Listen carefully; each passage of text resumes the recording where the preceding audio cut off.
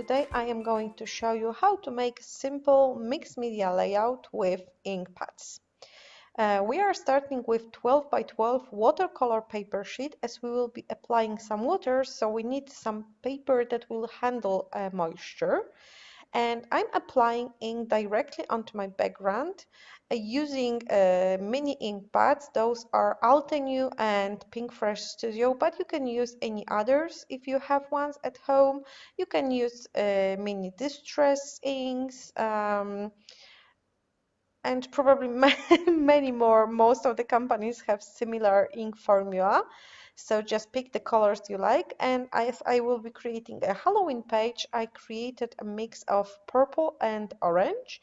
So I just simply applied the strips of the color onto the paper. You can also apply it with squares by just pressing the ink into the paper.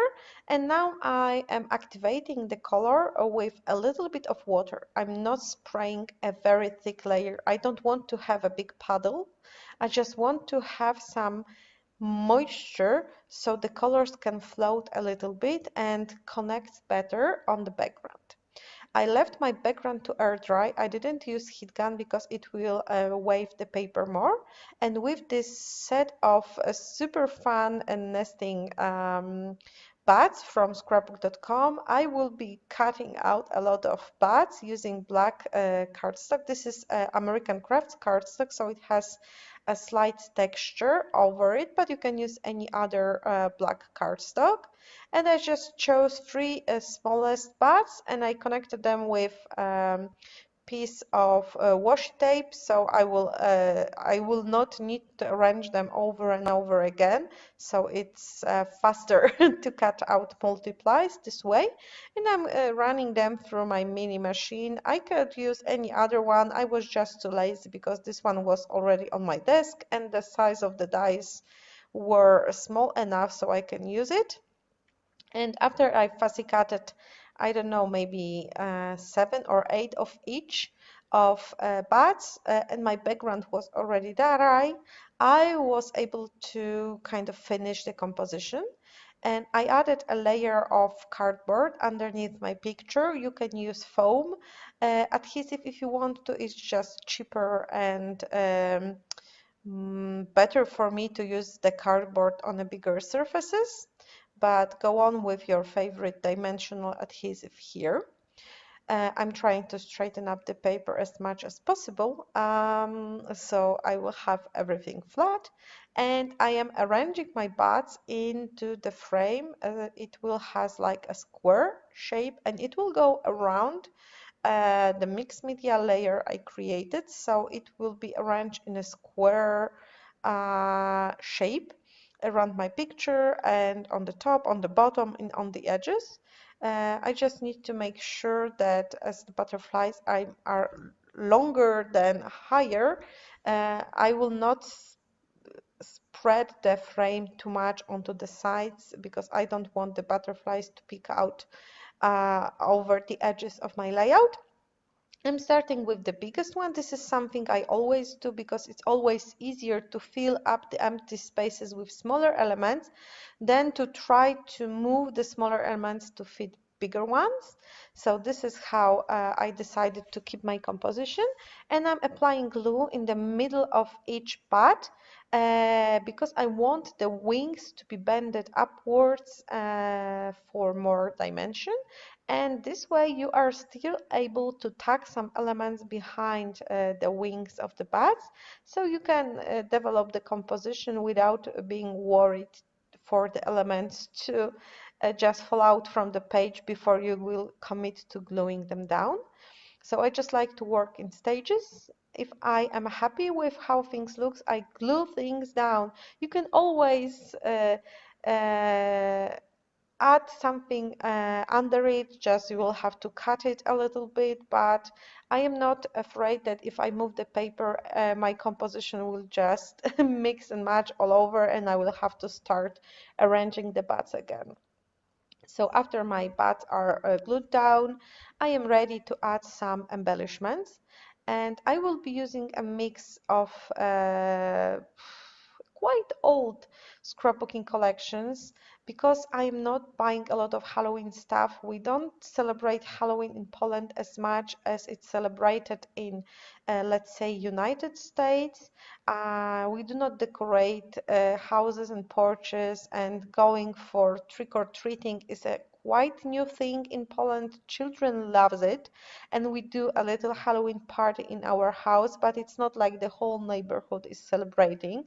So I just don't need as many collections and embellishments in Halloween theme as I would probably had to buy if I would have plenty of pictures from the decorations and stuff. So we celebrate Halloween quite in a quite modest way.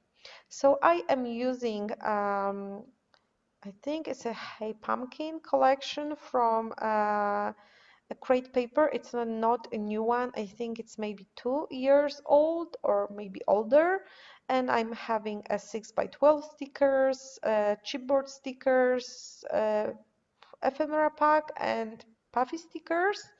And I also chose the golden stickers to embellish, but then I changed my mind and reached for the kind of holographic stickers that were in the Hey Pumpkin collection because I already used some holographic foil elements on the layout and I didn't want to add another shade of metallic elements, like I don't know if you understand what I mean. So I didn't want to add gold to the equation. You can use the same idea for the page as I'm creating a Halloween one. To make a Christmas page, just choose different colors of inks, and instead of bats, use you can create a frame with twigs, or I don't know, I don't know the English names of the uh, plants you use for Christmas, poinsettias and stuff like this. So you can use those.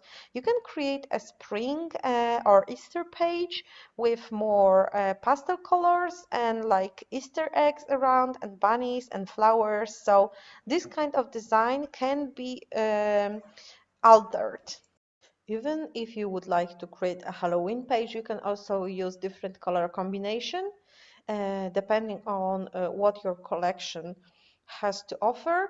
Mine doesn't have any purple, but I still added it because it still looks great with black and orange. Okay, back to design. I have a frame made of bats and I'm filling space between the bats with some bits and pieces like pumpkins and number 31, some potions in the bottles, and I'm adding also like a boo, and I will also add eek later words. So I'm just playing with elements that I have on my desk and I'm trying to fill up this kind of a square reef around, square frame around, so it will look like bolder.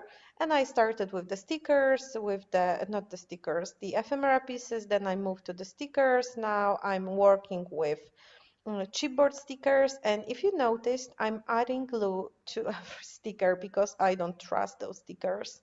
They seems to stick well at first, but then with time they kind of fall out, especially if the layout is stored vertically.